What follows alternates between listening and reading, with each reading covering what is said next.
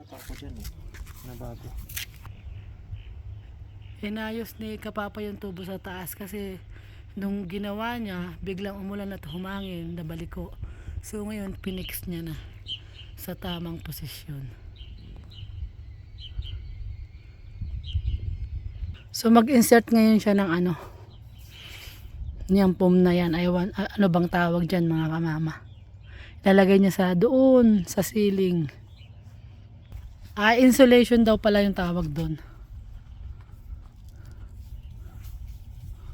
Para pang trap ng lamig sa winter.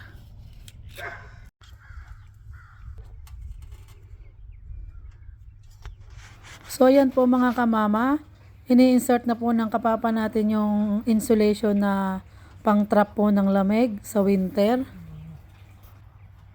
Basta pantay na ganyan.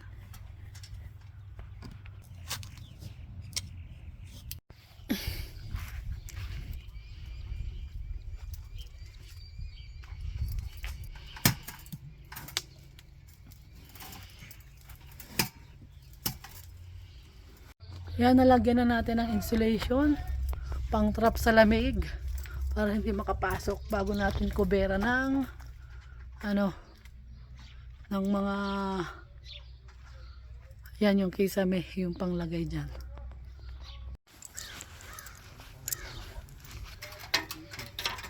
Oh, dyan pala yung nilalagay.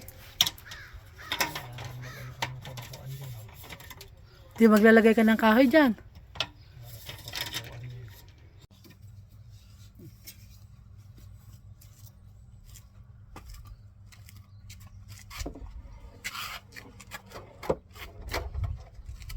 Ba, masyadong mataas pala din eh. Diba? Oo.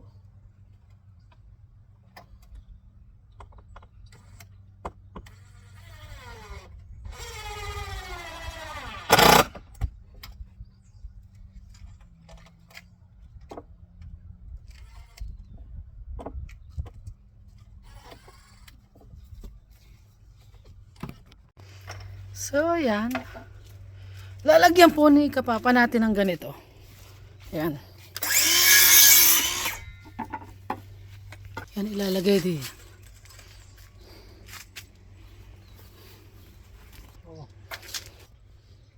Okay.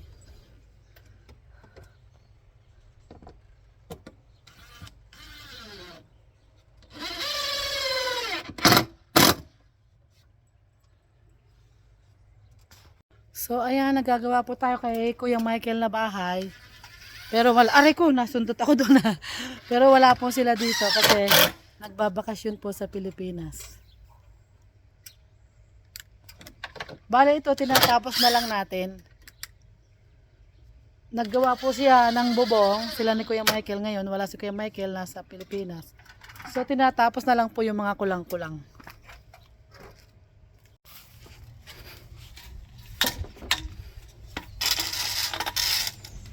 Para kasi Jigger Jigger na ano yun, si Jigger na YouTuber. Papa, tingin mo na Jigger dito. Ganyan na ganyan si Jigger eh. Yung YouTuber. Ganun pala yun. Ganun pala yun. Hop.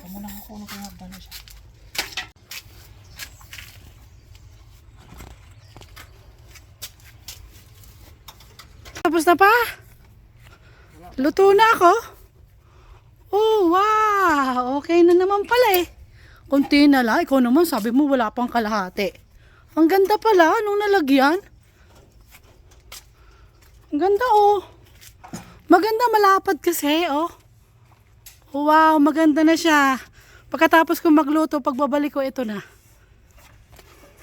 Uulan na, kaya bilisan mo Kapapa, tayo kakain na. Mag-alauna mahigit na. Tingin yan. Oh, pag nalagyan doon ang lalong mas maganda. Ganda nga pala, ano? Ganyan pala yan. Maganda yan pag nailagay. Oh, ganun pala ini-insert. Ay, dito. Tingin. Pag na-insert na. So, ayun. Maganda nga. Pag nakumpleto yung puti. Ganyan pala ang paglalagay niyan. Kaya lang, aray ko, kamuntikan ako papa. Mabusisi nga lang din. Oh, hindi basta lagay. So ayan, bali natapos na po ng kapapa natin pero wala pa tong kisame dahil lalagyan po iyan ng bintanang bago. Tapos yung iba, kahoy na lang po ang nailagay natin kasi wala na tayong ganitong puti. So yan, nakikita nyo napakaganda. Doon sa side, bali kahoy na lang din at kukulayan na lang din natin ng white. Kasi wala na tayong panglagay na ganito. Yan.